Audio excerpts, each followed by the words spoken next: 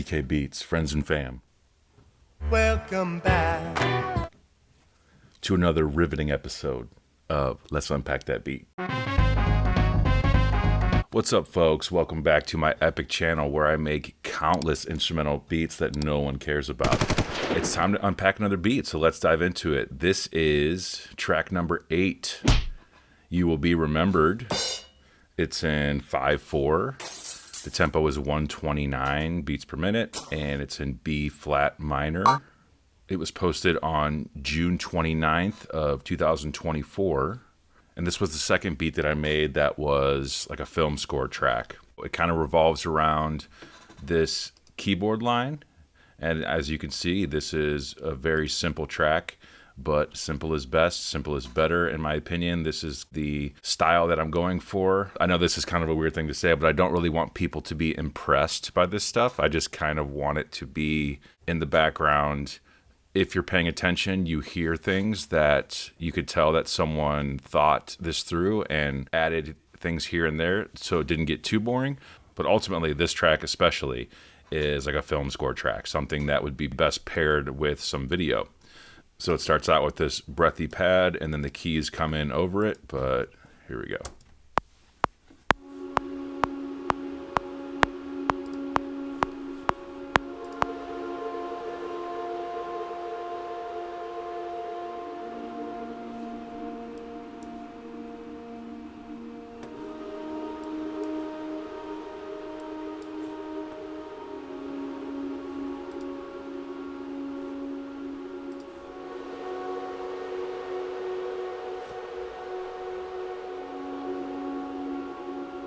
So really straightforward, just setting the tone really for this keyboard melody here.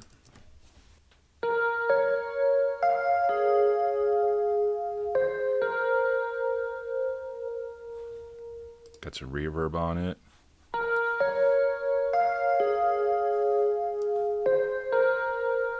Seven-second tail, kind of dampening the lows.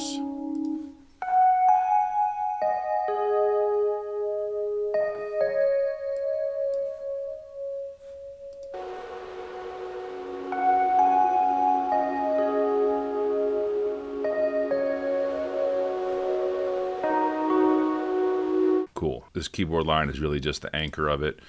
Before nice warm strings come in here, I do have a little swell.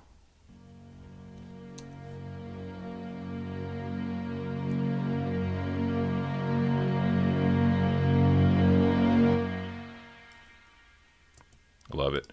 One of the things I don't do enough is automating my tracks with volume or really automating anything. I find automating volume is difficult to do until like the very last stage because you're really just like mixing. You know, when your mix gets down to it, you're really just tweaking things like 1 dB or half a dB. But until you get to that point, you really don't know how to automate the volume. So once you actually draw in the automation, it overrides the fader. So that's what makes it tricky because like I can adjust the strings now to -3 dB, but the second I move it, it goes back to where it was drawn. So that's why it's tricky to draw in, like especially volume automation before your mix is like really at the end stage. Anyways, so that fades in slowly, and then the actual string progression comes in.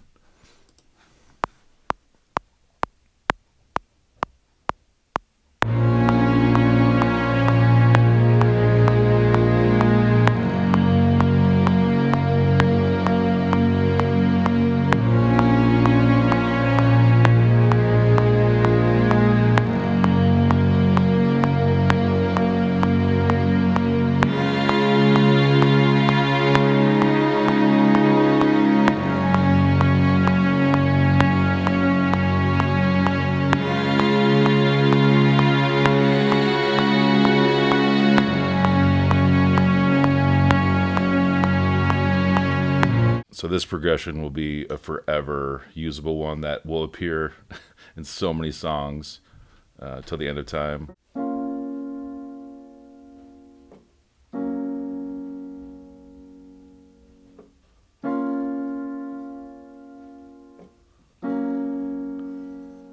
that happens all over music all the time. It's a maneuver, a songwriting maneuver.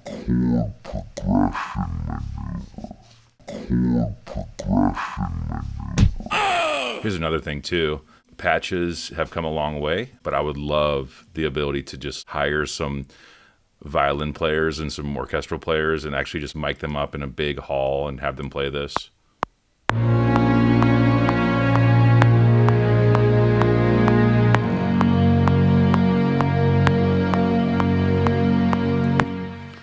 I feel like this is one of those taste things. Like, you let me know in the comments, do you think that live performances for every instrument is always better than programming something than a synthesizer playing it? Because sometimes you can't tell, but in a lot of ways, performance and human error is what makes the sauce special, in my opinion. But feel free to agree to disagree. So anyways, here's everything together: the pad, the keys, and the strings. Started with this little fade in here.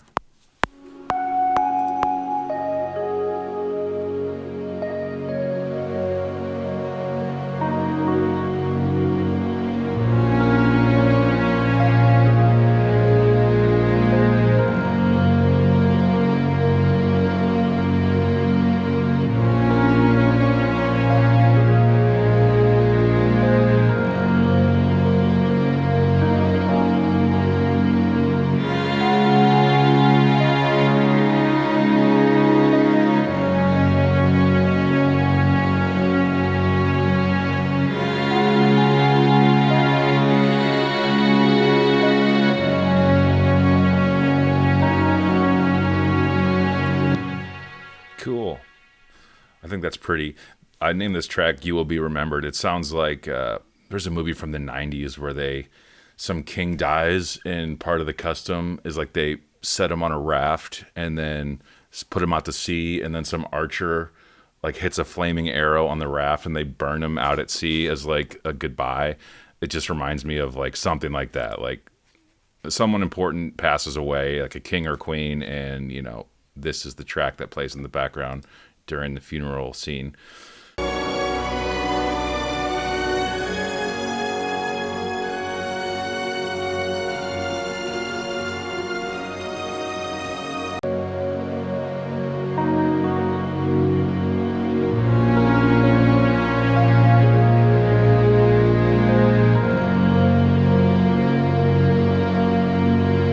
Cool. And then the last part is, which I'm personally really proud of this, because as a fellow drummer, I think when you get into odd time signatures, it is really difficult to make something groove and feel good. The 5/4 is especially a tricky one, I think. And so I made this beat that I think really holds up because it's just straightforward, but it also hits at tasteful upbeats and downbeats, like with the kick and the snare. And it sounds like this.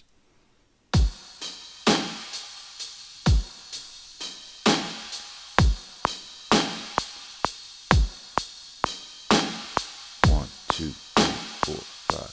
1, 2, 3, 4, 5.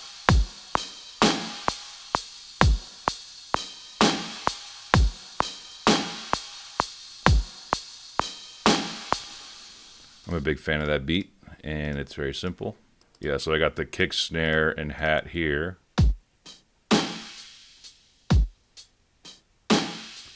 And then I have all of them together with a big verb as a kind of like a room sound. So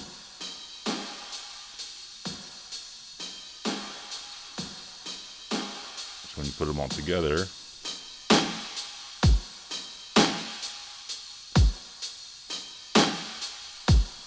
cool. And I think this also pairs well with the bass line, which is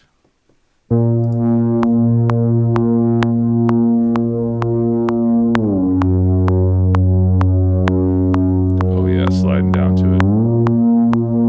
Very cool.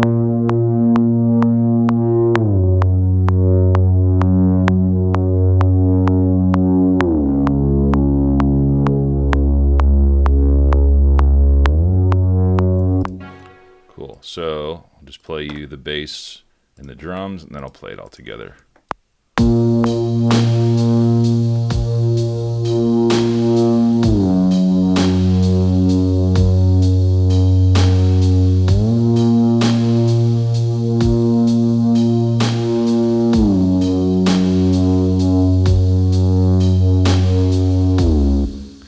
think I like the drum beat so much because it fools you like it's in 4/4 if you don't know what's going on, but it's not. And then this is it all together.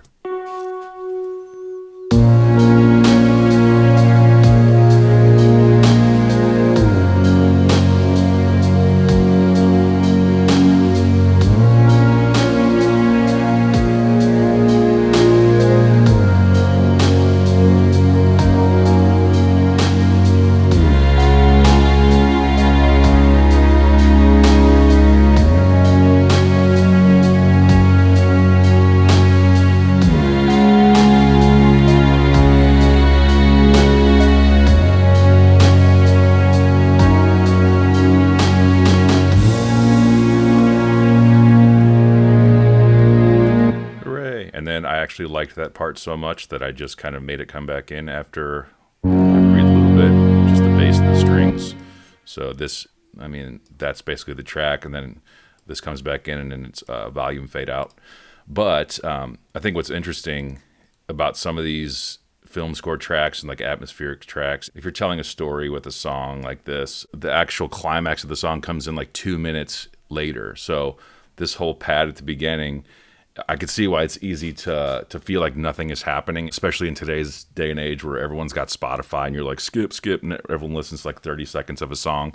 If you listen to the first 30 seconds of the song, it's really boring. But if you wait and you have patience until this piece comes in, I think there's a big payoff.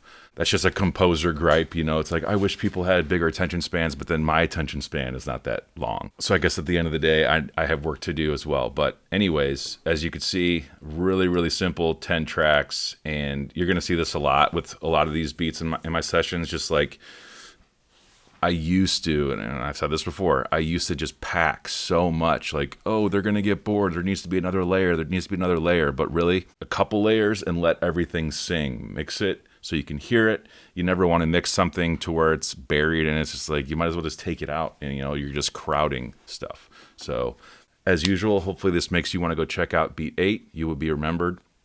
Got the link in the description, and keep an eye out for these beat unpacking videos. I'm going to continue to knock these out as time permits. So anyways, thanks for tuning in, and I'll see you guys later.